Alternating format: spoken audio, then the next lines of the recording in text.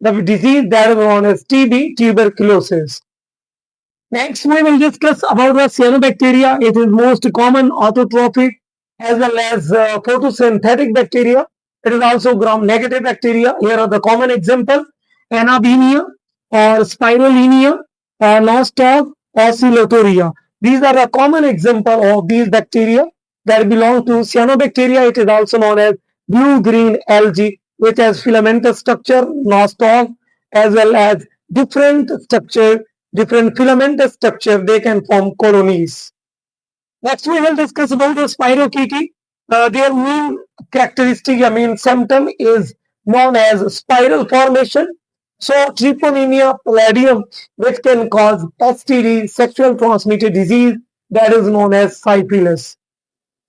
Second last one, that is known as acidobacteria. Common example is acidobacterium.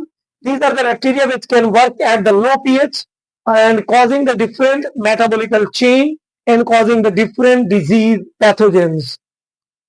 Last one is known as Aquafacia.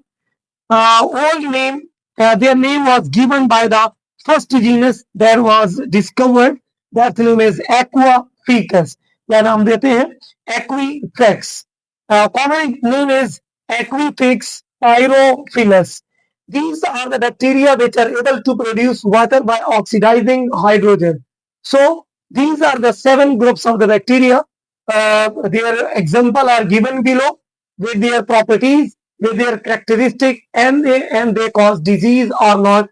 All six are gram-negative bacteria, staining negative, and this is actinobacteria that is known as gram-positive bacteria.